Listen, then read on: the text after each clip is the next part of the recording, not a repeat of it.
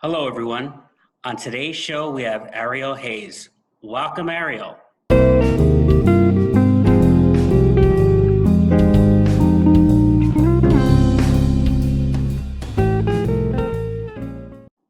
Good morning, welcome, good afternoon, whatever it is. I don't even know anymore. What day is it? What year is it? I don't know. Who knows? Whatever you had for lunch, I'll have it. I didn't. Okay. So, Arielle, it's been a while. I think actually the last time I saw you, it was in another Zoom session, right? I think it was because we have not had a party at Javier's in a long time, so it's got to be a Zoom session. Javier is going to come up in our little discussion. And before we get to him, so Arielle and I used to work together for quite a number of years, actually. And so, but right now, I just wanted to ask you a question I've been wanting to ask a math teacher. Arielle teaches math. How difficult is it to teach math online? Oh, jeez. Honestly, I don't find it difficult to teach math. I feel that it's actually just as easy for me to teach it online as in person. I do feel like it's more difficult for the students to learn math when not writing by hand, but for teaching purposes, I don't find it more difficult to teach. Okay, master teacher. But you probably have that same difficulty some of us have. Can we tell if the kid's connecting, or in terms of not with the computer, but connecting to the material? At least I'm having that difficulty. Yeah, it is difficult to tell if a student's focused or not. It's difficult to tell if a student's paying attention or not.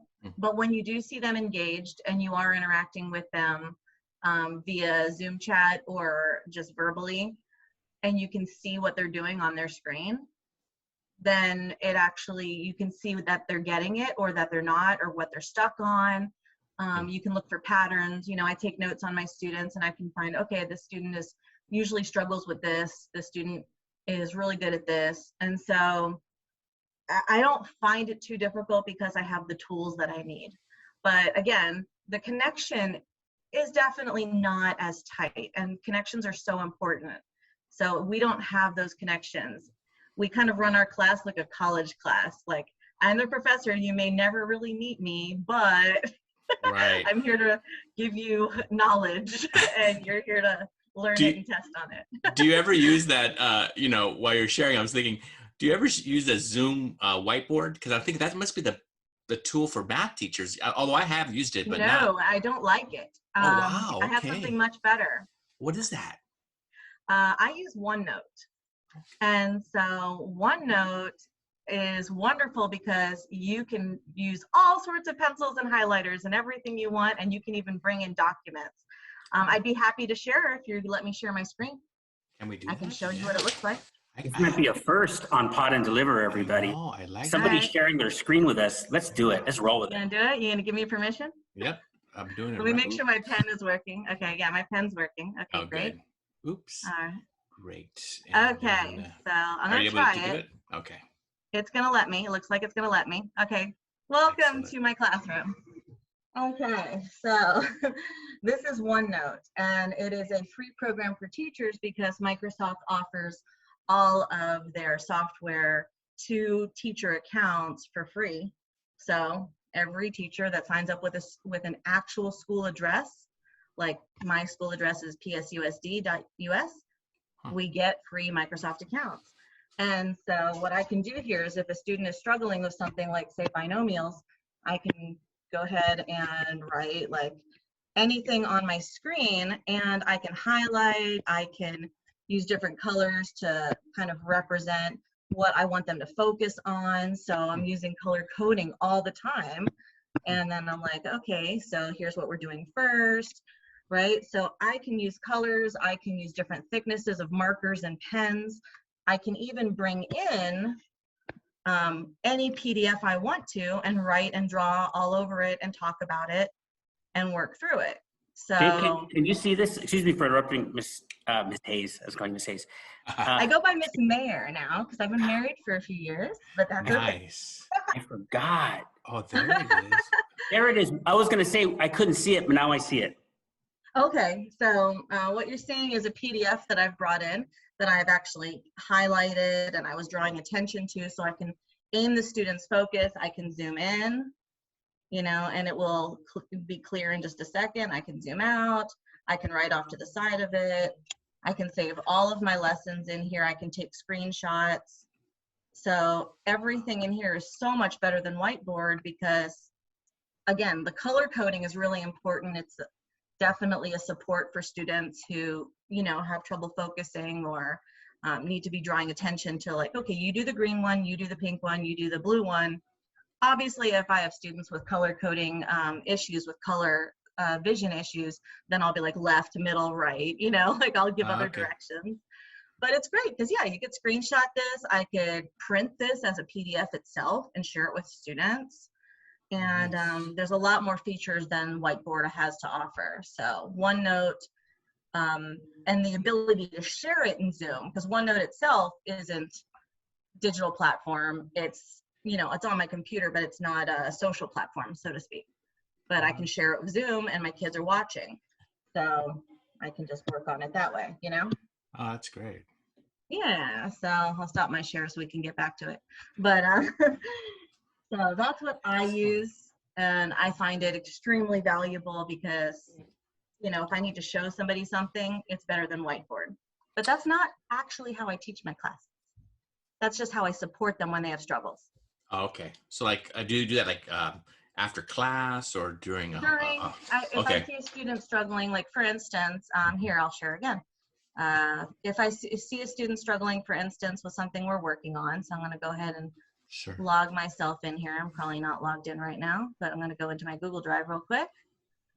And actually, yeah, that's where I want to go. I'm going to log into all of Google, so that way I don't have to worry about that. Sorry, you might want to pause your podcast. Sorry for keeping y'all waiting.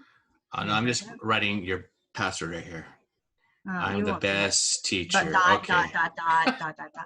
Okay, so I use Google Classroom. So let me load that up. And when I use Google Classroom, my students meet me here. It's a flipped classroom.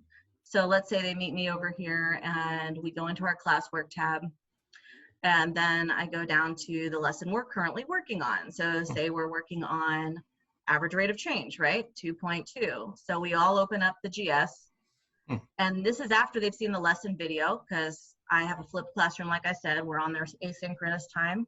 They're going to actually work on their own and watch a video of how to work through these types of problems and all the information about the vocabulary and whatnot. And during class together, we're going to be in this. And the students are going to actually drag and drop vocabulary words, right? They can move them around. I can watch their screen by either going into their own Google slide deck from Drive or on Goguardian. They're going to fill this in with the formula that they're going to get from their notes from the video, you know, and I teach them how to use all the subs and the superscripts and everything. So technology is a big part of teaching them, right? Yeah. And so the kids are doing this and I'm watching and I check their work and say they're struggling, like say they're down here trying to work out one of these problems and they're really struggling. I'm going to jump into OneNote, I'm going to open up a blank board, and I'm going to kind of work through it with them or give them another example. So I use it to support them more than I do use it, you know, to teach them. I'm not teaching them with it. I'm more like, oh, you're struggling? Let's go here. And I'll use this as a whiteboard. But then, you know, we're going right back into the GS, the Google slide, and I'm watching them work. And I have a separate computer. So I'm watching them work on a computer that they can't see. I'm not sharing that. Do you think you're going to be doing this like for next year? Are you going to bring this back, you think, or? I am, and I'm going to give kids a choice. So what I'm planning to do is take these activities, which I've designed with a coworker. We've designed like, you know, little warm-ups, quote of the day, inspirational, stop, get your notes out, vocabulary, and then activities. I'm going to print these like 2 per page for students who actually physically like better in writing if they're in classroom. And then for students that would be better digitally, that prefer to interact digitally, they'll have this at their fingertips. I'm going to give them choice there. but they're still going to have to do the same activities for the same practice to gain the same strengths. I like that you're saying for those that prefer digitally. So that helps me rethink what I'm going to do. Maybe that's what I'll do too. Have a group that prefers digital and maybe create two different plans. Well, it is kind of nice for some students who really, one, say they can't be in class for some reason. If they're out, they're kind of sick, but they're not too sick. Maybe they want to join us. I could open up a Zoom if they wanted to join us and not fall behind. Now, of course, you know, some kids that are sick are going to be in bed and they're not going to do math, but I have others who don't want to fall behind. Sure. So, you know, just because they're home now doesn't mean they can't be a part of it, which is different than it was in the past. You know, I mean, students would be like, can you send home my homework? I don't want to fall behind. I'm going to be out for a week with my like tooth, you know, that they're extracting or whatever. And now that's not an issue. I'm like, yeah, join us in Zoom. I'll open it up for us. So, Arielle, you've always been ahead. To me, you were always ahead in technology. You know, you were preaching this back when we were saying, what are you talking about? Why is this important? Let's just teach the content. And so we recently had an apps episode. Oh, before you go on, Yes. can we close the screen though? For us? Yes, I was going to say, like, yeah, what would you like me to share? Go ahead. There we go. We're back to our faces. Sorry, Okay. Ruben. That's okay. I appreciate you doing that though, because it's confirmation for me because I do something like what you do. So it's like, okay, if Arielle's doing that, I must be on the right track here. The other thing is, we did an episode on teaching apps, top 3. I had my top 3. Jacob had his top 3. Okay, what are yours? Top 3 teaching apps. So Google Slides, obviously, that's how I have the students interacting. They turn those in Google Classroom. So I could say if that's considered an app, Google Classroom. But the problem is I don't have a top 3 because I need 4 or 5. I can't do it like just 3. So I would say Goguardian allows me to see all my students at once, right? Google Classroom is the avenue in which they get to class and find their assignments. The assignments themselves in Google Slides, which I guess you can just call the Google Suite. We'll call that 1. That's what we'll do. We'll say Google Suite, that's 1. All right, so then we've got Goguardian, that's 2. And Goguardian is, it's not free. So our district purchased it for all of us. But seeing all my students and what they're working on, how long they're idle, being able to interact with their screens, send them announcements, messages, without having to show everybody else what their screens are. It doesn't put anybody on blast, but it allows me to get a feel of the class, how far behind they are, what slide they're on, if everybody's stuck, if everyone's with me. If I say go to slide 5 and like I've got 2 kids with me, I'm not starting yet. I'm going to be like, all right, snap to it, guys. I see you're not on slide 5. You're not on slide 5, you know? Yeah. So it allows me to still interact with them as if I could see what they're doing, what they're looking at. And I can. But my last one is Edpuzzle. I just learned about Edpuzzle this year. Yeah. And I've been making videos for years, but I've been putting them up on my own personal website.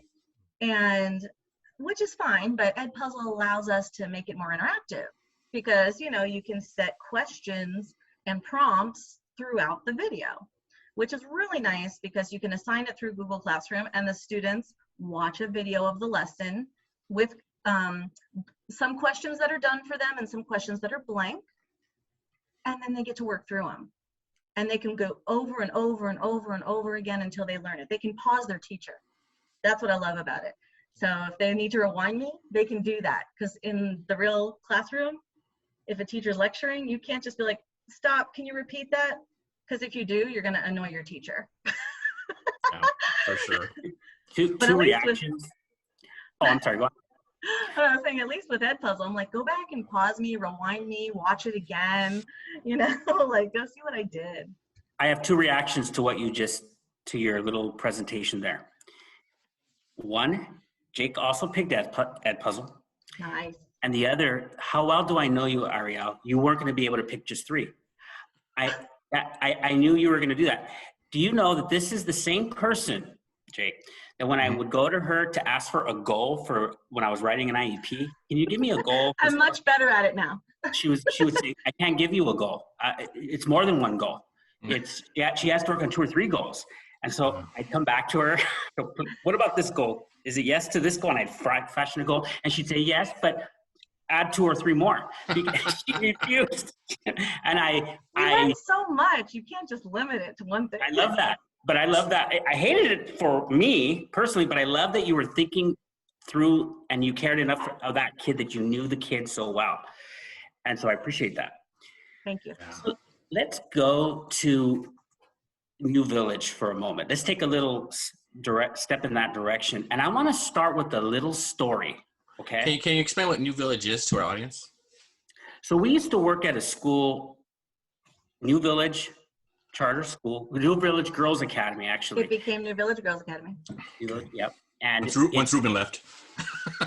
No, well, we were still there. Oh, okay. I think we started the same year and left the same year. Oh. I helped hire you. Yeah, thank you. By the way, thank you for doing that. I just got hired and he walked me into the meeting and he's like, can you help me pick out a special ed teacher? And I'm like, sure.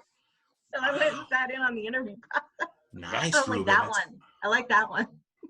Very good. Thank you. And one day, so it was a very tiny school, still there, maybe 100 students total, the whole school, the high school, all girls.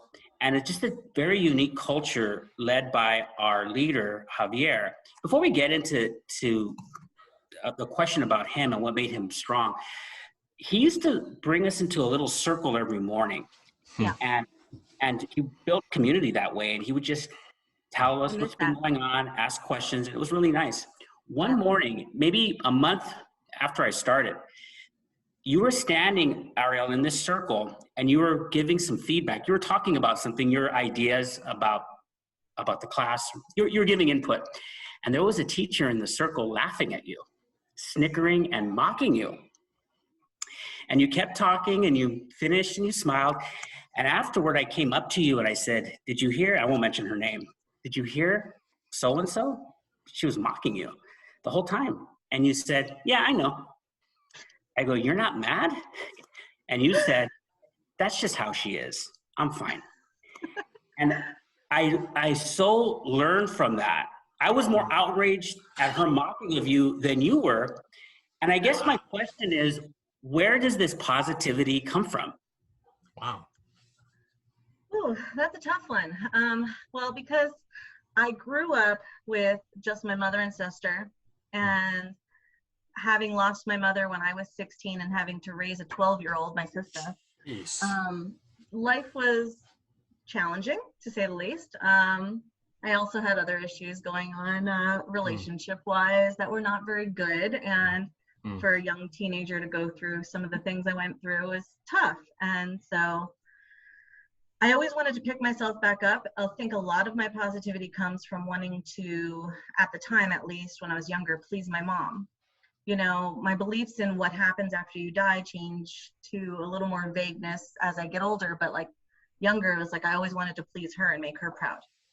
You know, I believe, you know, she was always watching over me, so she would want to be proud of me. So I had to do good in school. I had to take good care of my sister. I had to be a good role model. I had to follow in her footsteps. And she was always loving, kind, friendly, helpful.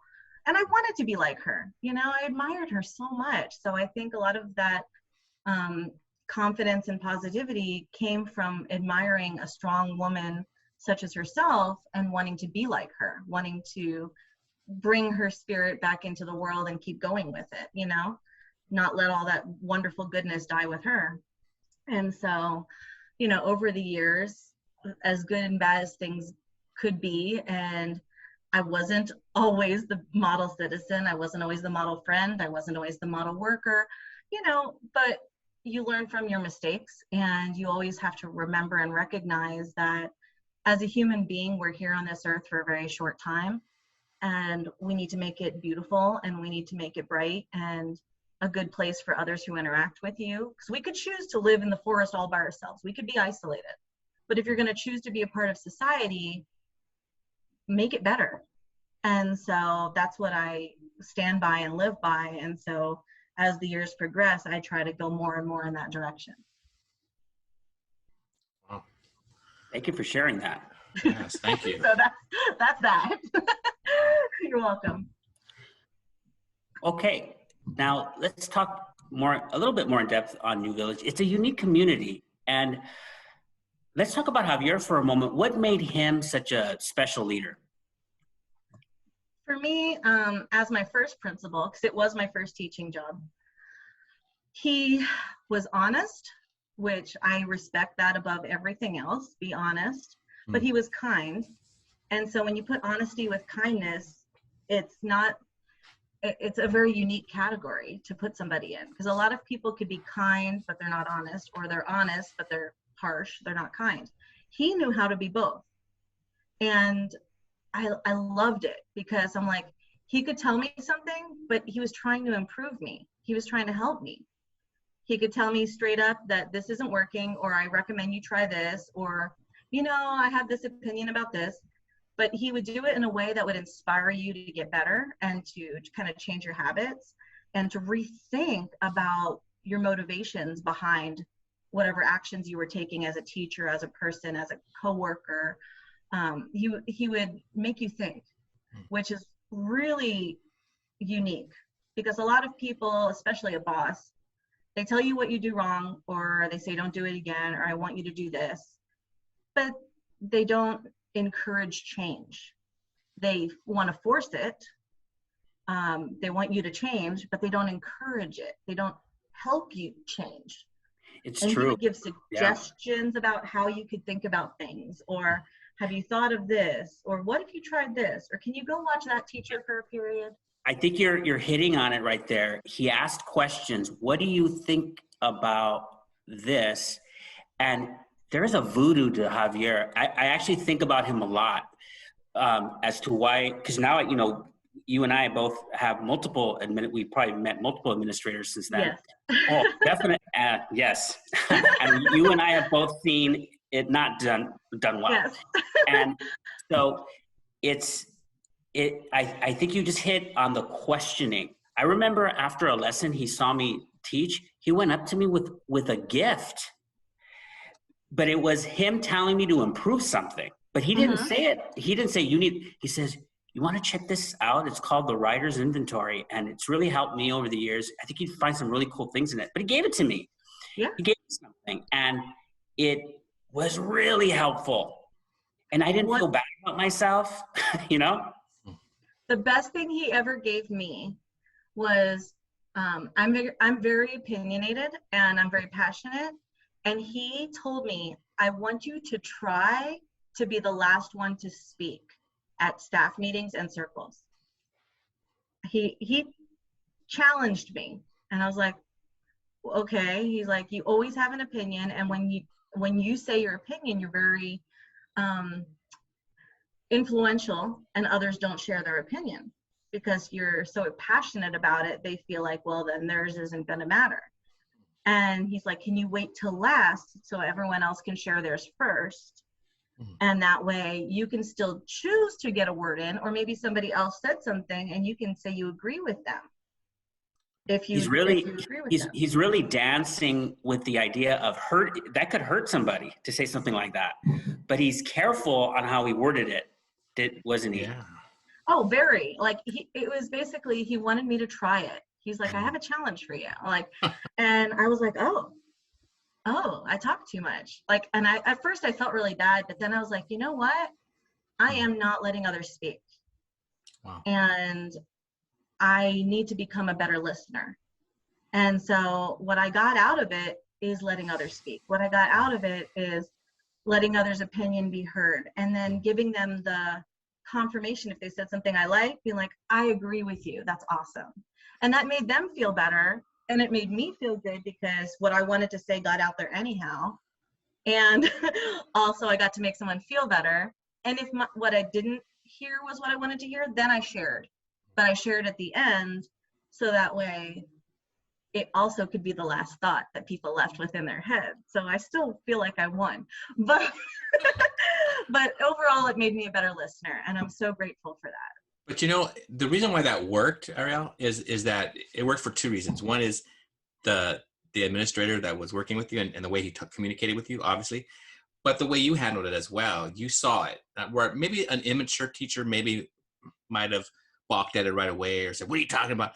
But you listened, like you shared, and I think it had to have those two pieces working. And then look at what happened. Like you said, I won. I love that because you're like, "Great, I got my information out anyway." But it's true though, because every school has them. People like you, really gifted teachers who communicate well. The students understand, and really, I guess what I'm trying to say is a leader. You're a leader on your campus, and that's nothing to be ashamed of. But that's awesome to be able to continue to listen, like you said. So that's great. I'm grateful. I'm very grateful for that ability. That's awesome. It's taken Absolutely. me far. You really saw that humility when Arielle worked with her students.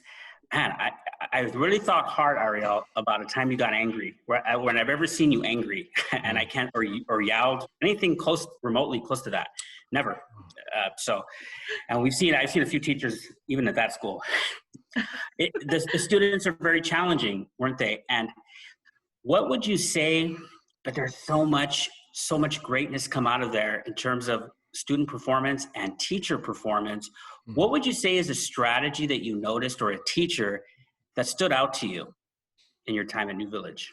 Oh my gosh, we had the best staff ever. I don't know if I could pick just one. I would say, I feel like we really did. We had, like, I could get so much peace and love out of Jackie and compassion. I could get challenged in the best way by Krista. She was our science teacher. And she would be like, okay, let's think about this, or try this, or I want you to consider this, or that might not work because of this. And she was super, super direct with me. And she's one of my best friends to this date, even though I don't talk to her every day. Like, I think about her all the time. And she was someone I could throw ideas off of, and she would throw them back at me, and we would brainstorm and think about how we could help the kids. So I would say probably I got the best strategies out of her only because she would challenge me. But I would definitely feel like others showed me a way to be kinder, a way to be loving, a way to be artistic. Like going into Kane's room, he'd be playing guitar and teaching about, history, or telling about, he was a storyteller like you are. And so it was fun because you'd usually be in there when I walk in. And so the two of you could tell stories, and I'm like, oh, I need to tell more stories. Yeah, that connects with kids. So then I'd go to Veronica's room, and it was just all cultural celebration. And I'm like, yes, I need to bring out the kids' culture more. I need to have them celebrate more of who they are. And then, I'd go over to Jackie's room, and I'd see all love and kindness. And I'm like, these are human beings, right? And then you're hanging out with Christina, and remember that play that we kind of did, that we transferred from the kids transferred from room to room? Yes. One of the greatest things that, besides the Javier, that I got out of New Village was that play. We were in a room, I think it was Christina's room. It was in the back corner. And one of the things I always tell myself is, if I feel like I'm upset with a student, and I want to discipline them, or I want to send them to the office, to go sit with them and say, how are you? To go sit with them and just be like, are you doing okay? That change of thought, instead of going straight to the discipline, or don't throw that, or calm down, or you need to step outside. Instead of doing that one little play that we did, I think it was just like 4 of us. It might've been John, you, Christina, and myself. I can't remember. Is that who it was? Do you remember that little play that we did? It was like kids were roaming. Yeah, that's about it. I'm not sure if there was another staff member there, but you got it about right. And I remember, like, I got so much out of that because I learned to be more human first and then teacher, right? And so if a kid's having a bad day, to this day, and I'm at a big public school with boys throwing paper airplanes or throwing staplers or you name it, I just go sit with them and I'm like, how you doing? That is a really great strategy. And this podcast is all about strategies. So we're getting things out of it. For the record, I do want to point out that I asked, that's awesome. I asked Arielle to give me one teacher, and she literally gave the whole staff. I'm sorry.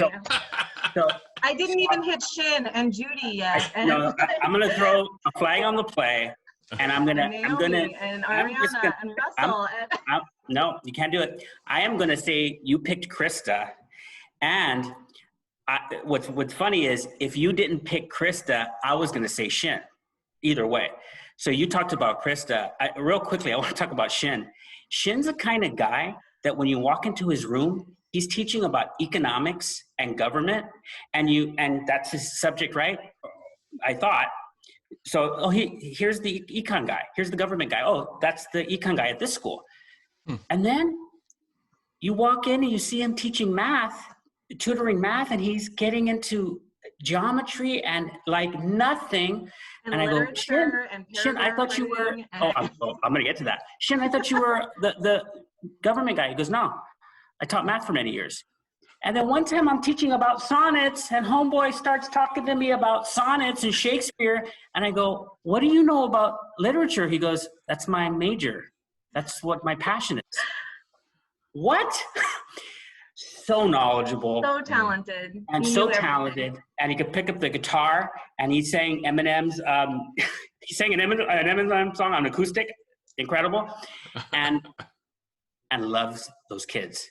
Oh yeah. And now he's an admin somewhere. What a gifted guy. We got a lot. He's a wonderful person. And he took me to that Happy Pizza place where they made the like sweet potato pizza crust. Oh, I miss that so much. Wow. I hope to have him on. Yeah. No, I'm going to say that I'm hearing these great people, the staff you worked with. Javier seems like an incredible person. Maybe he's a future pod and deliver person. Maybe I want to ask him. Absolutely. And you talked about your mother, Arielle. I mean, that story. I'm still processing it because you went to college, you know, and you learned from your mistakes, and you continued, and you became a teacher. So when you're making those decisions, who was their guide? Who's helping you? I'm just thinking your mom's not there anymore. Javier's not there yet, but who's guiding you? Or is it? Or maybe there wasn't anybody. Who's there helping you? I mean, I went to college because, well, I chose the college I went to University of Florida because that's where a lot of my friends were going. Okay. And I was like, it's the hardest Florida school to get into of the 9 Florida universities. So if I apply there, and that's where most of my friends are going, if I get in, I'll go there. Which is kind of funny because my mom told me of all the schools not to go there. And I usually listen to her. Right. But, you know, she was afraid of the whole Ted Bundy thing. But I'm like, he's already gone. He's gone. So I'm like, he's no longer part of the picture. So I'm going to go there. Right. So I didn't go to school for teaching. I went to school for photography. Oh. And then I couldn't get into the art program because I was not a painter or a sketch artist. And because I didn't have a portfolio of those things, I couldn't get into the art program. I was not accepted. And so I tried for the psychology program. And because my grades were in the B range, I was always on day 3 or 4 to choose my classes. It was by GPA. You could choose your classes. Wow. The psychology, sociology classes were always full on day 1. So I always got waitlisted and I never got in. So by the time I was supposed to pick a major, I didn't have enough prereqs for art or psychology. And so I'm sitting with the counselor and they're like, what are you going to do? What do you want to do? And I'm like, psychology. I want to help people. And they're like, yeah, but you don't have the prereqs and you're not going to graduate in 4 years. And that's all the credits you've got. My grandparents paid for my college when I was little. Oh, wow. Florida has prepaid.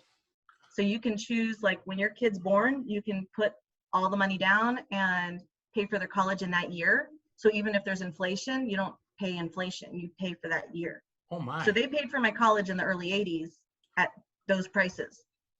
And so I couldn't not finish in 4 years because there was no money to take more credits. Oh, wow. So I was like, okay, what should I do? And they're looking at all my prereqs and they're like, Japanese studies. And I'm like, Yeah, but I wasn't going to major in that. They're like, well, then why'd you take all the prereqs for it? You have the language, you have literature, you have the art classes, you have the linguistics. Like, I had all these Japanese classes, and I was like, well, I want to go study in Japan one day.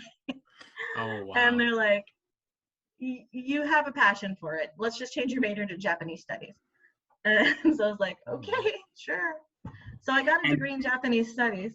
Oh, jeez. And Amazing. so you have a degree in Japanese studies. And nobody influenced me. It was just. You just did it. You just did it.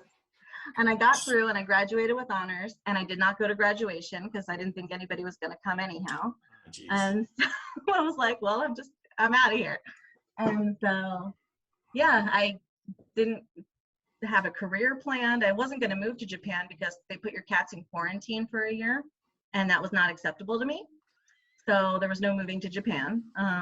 So they did want me to in JET program, because all of my professors were like, you are top honors, go to JET, we're going to recommend you. And I'm like, I'm not moving.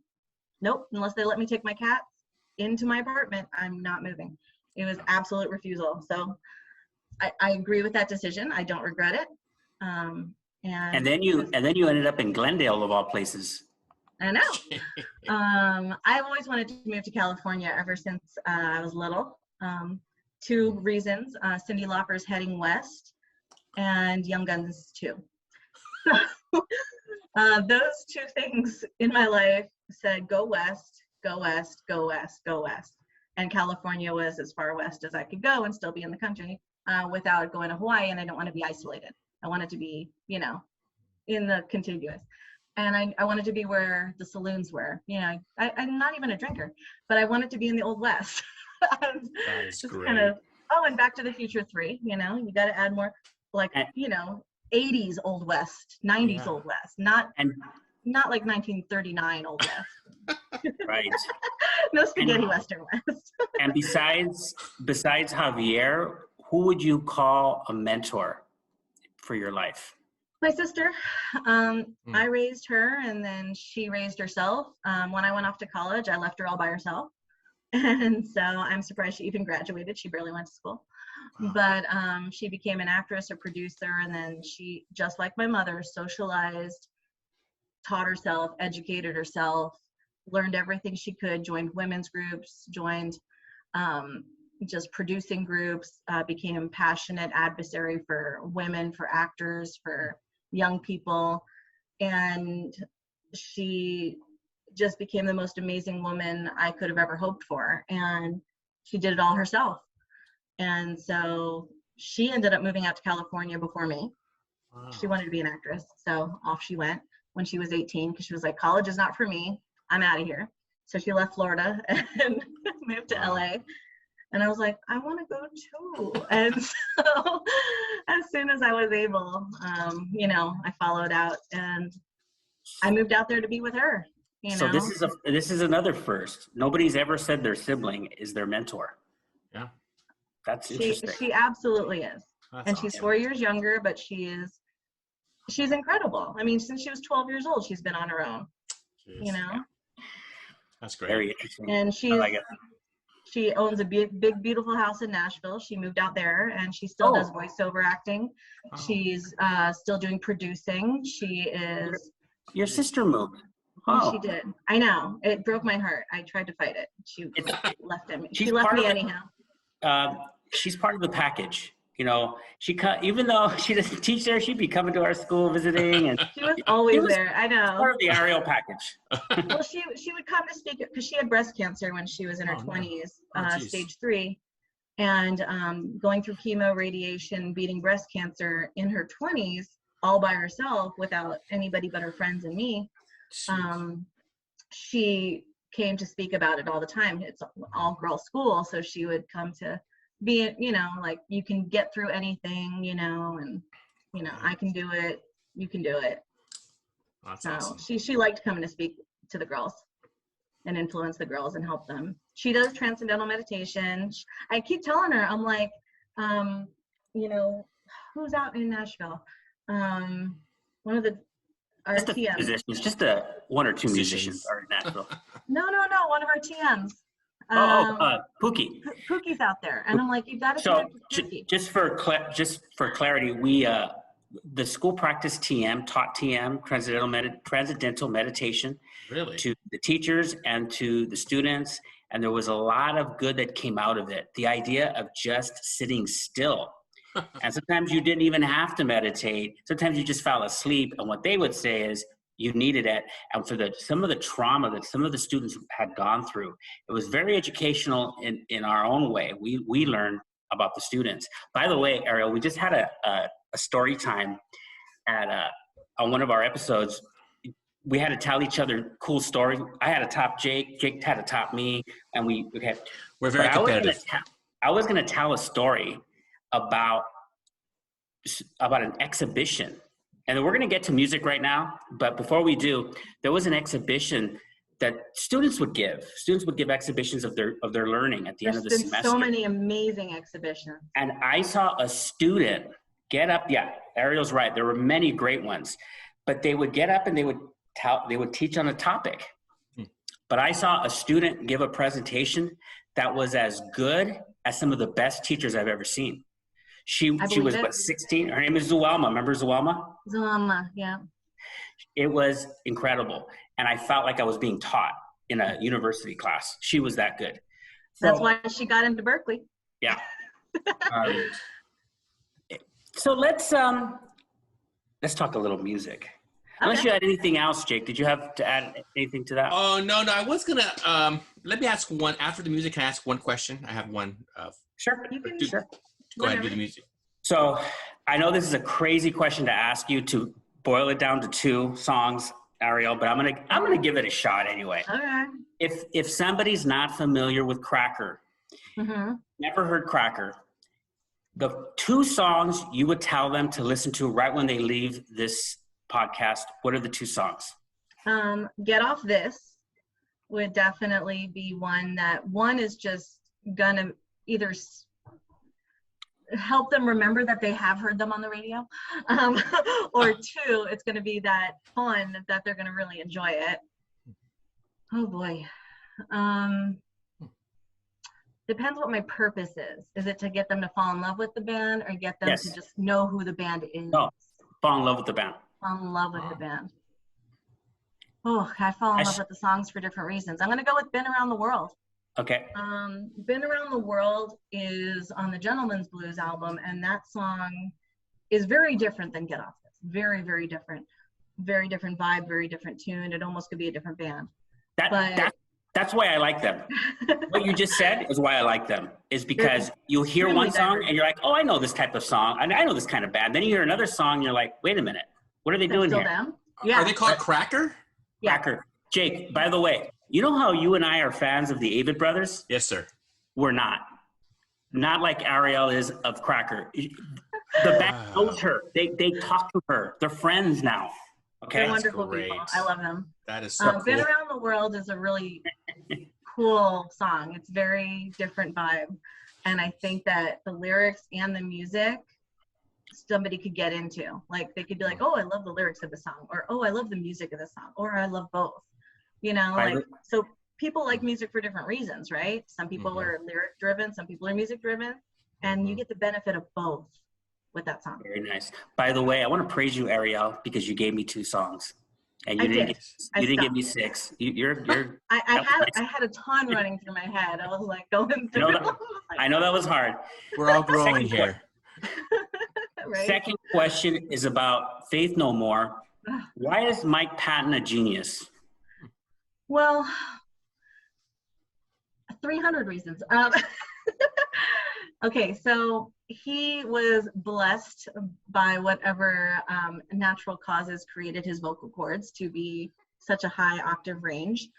And he took that and ran with it. You know, not everybody takes advantage of their talents that they're born with. And he did. So 1, he chose to follow his talent. And 2, he is not afraid to explore music outside of what's expected of him.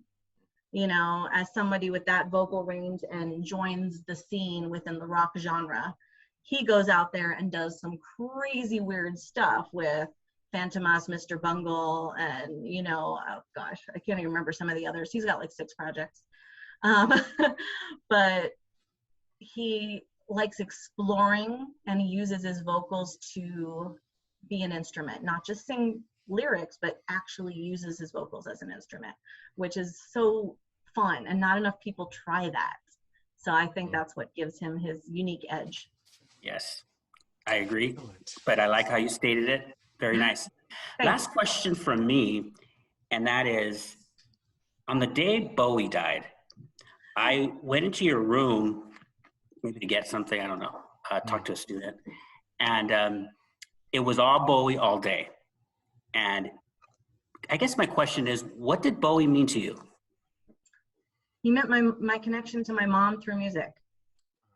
And so when he wasn't around anymore, that musical connection to my mom wasn't around anymore. And so, you know, my mom was an artist, as well as, you know, a massage therapist, as well as, you know, just a speaker. And Bowie was her influence. And all of this art that we had all over the house was Bowie. And she would draw Bowie all the time. And there was framed paintings, I remember, from my childhood all over this house, like full poster size framed paintings of Bowie that she had painted. And I just remember the hallways in my house and the rooms in my house, and there was Bowie. It was everywhere. And it was in the car, it was music, it was, you know, when it came on TV, it was music, it was singing, it was dancing, you know. And every time there was a music video, she would tell me all about it. Oh, like, oh, Bowie wrote this because of this, or, oh, I love how he and Mick Jagger are doing this with Dancing in the Streets, right? And like, so she just always had so much to say about him. And not that I remember all that she had to say, but because she was so passionate about him, and because his music is so unique and fun and just awesome, and just, it's great music. You know, and he's a brilliant man. I mean, he set his whole financial self up, you know, for his whole family in a way that he never had to make music again, but he could live off, you know, his investments in himself. Like, he had stock, he created a stock in himself. Like, there was stock in Bowie. Nobody had that. That was innovative, you know? Like, right, bet on himself. That's great. Like, he was just brilliant, but creative. And so definitely losing him was losing that connection. Wow. Thank you for sharing that as well. Jacob, did you have something? I do, but I did want to share one thing. This should let you know, Arielle, I never got Bowie, never, until he passed away. Then I started reading the lyrics. I'm getting little chills right now. And I'm like, how did I miss this? You know? And then I started listening to music, and I go, oh, ding, ding, ding, ding, ding. I get it. What's your favorite Bowie song? Well, you know, the first one Major Tom, that was the first one I started reading. I know it's wonderful. It's wonderful. It's good. But it's good. I started reading it, and I was so excited, Arielle, that I took the lyrics to my class. I go, listen to this. And then I played the music. I go, it's like a kid, you know, hearing a song for the first time, even though I heard it several times on the radio growing up, but then I got it, you know?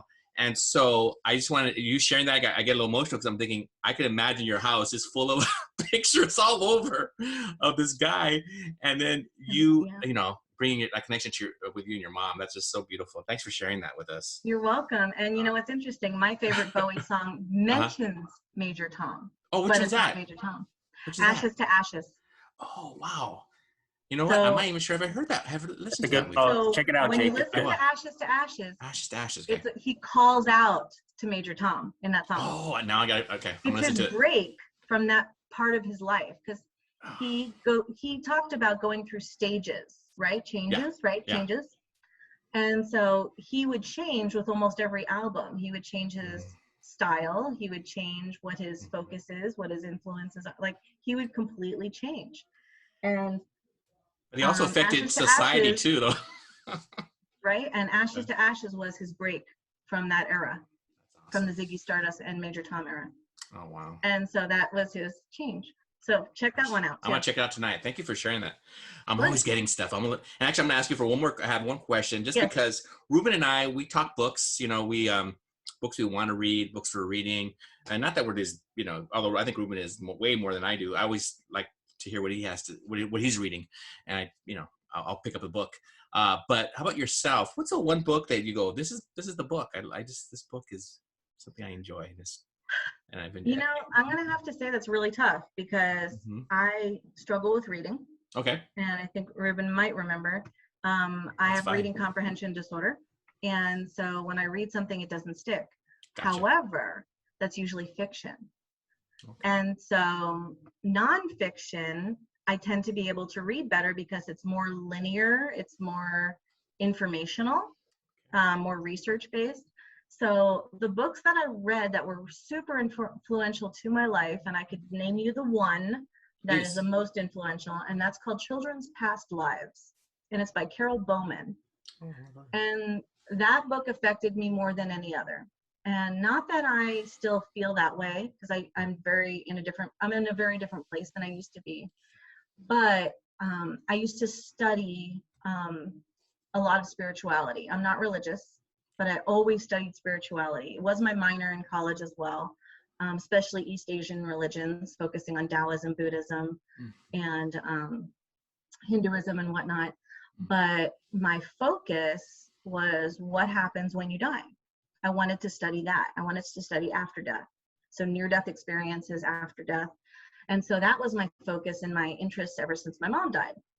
After many, many years of that, I felt very content. Like I didn't have the answer and I didn't need it anymore. And that book, though, was very special to me because children are so innocent. They're not influenced yet when they're very little, very little. I'm talking just learning how to talk, just kind of exploring the world, right? And for them to be able to tell stories that they couldn't possibly know, like a child saying, oh yeah, when I was in the war and married, I lived in this one little town and I got into a knife fight with and they called somebody a certain name, and this little 3 or 4-year-old's talking about this and telling the story, and the parents are like, what city is this? Where is this? And it happens to be somewhere in Europe, and it's an actual place, and there was an actual death on record of a kid getting, 14-year-old getting into a knife fight with some, and they take them there, and then they're able to say, oh yeah, that was my aunt's house, and this little child can do that. And I'm like, I was reading story after story after story about little children talking about their past lives before they forgot. Because they say that children start forgetting around the time they're like 3, 4, 5 years old, because they're now integrated with school and learning and this life and family, and the connection just kind of breaks. But Arielle, in a way, science maybe can justify that too. I just saw a documentary about multi-universe theory, or splitting into separate universes and stuff. But it really plays into your mind when you read that documentary of the possibilities, that could, I don't think we know 1/10 of the universe's capabilities and what is going on. No, we don't. And I used to be on Jake's a desperate search to know. When I lost my mom, I was on a search. I wanted to know. But I'm going to send you, are you familiar? Are you familiar with the eels? Are you familiar with the eels? Yes, I'm going to send you. Have you seen the documentary on him? Oh, I'm going to send you the title. I'll email it to you. I'm forgetting the title right now. You're going to trip out. That's all I'm going to say. It's about him and his father. That's awesome. Him and his father, and what his father did for a living before he died, and so it's involving what we're just talking about right now. Oh, I've seen it. That's a good one. Yeah, you're right. That is a good one. Really quick story. I'll try to be very fast on it. In college, I didn't want to read a certain book. It was just not working for me. And it was it was just some book in my religion class. And I just was like, I hated it. I got a few pages in and I couldn't process it. I have processing issues anyhow, and I couldn't process this book. I went to the professor and I said, I don't want to read this. Is there anything else I can do?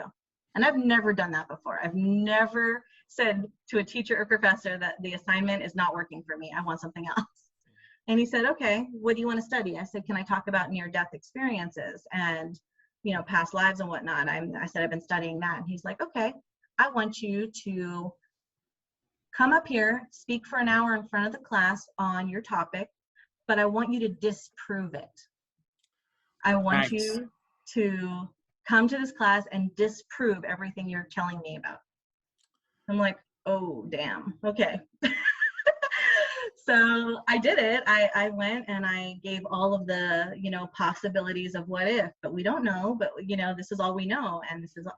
So it was a fascinating study, and he let me do that, and nobody else had to make a report. Only I did, because I chose not to do the book report. I had to do it standing in front of the class, 1 hour lecture, disproving what I wanted them to learn about. Wow, that's a good strategy, though. I like that. I did too. It was amazing. But yeah, so that book, that's the one that stands out to me as what influenced me in many ways to feel like there's something more. By the way, there is another first, a teacher teaching math, high school, who has a reading processing issue. And look at what you made of yourself. And I think it's really great. I got through my master's too. Thanks. did. Krista helped a lot. She looked all over all my work. But I did my work. I did my Awesome. Arielle, thank you so much for coming on. And it's good to see you again. Good to talk to you. Always good to see you. And you offered a lot here, and I really appreciate it. Oh, I'm so happy to share. Thank you. And if you have anything else you want to know, happy to help. It's always fun. Always fun to talk about what we love and what we're, passionate about. This is our life's journey, right? For sure. Absolutely. Wow. Thank you, everybody, for joining us, and we'll see you next time. Thank you.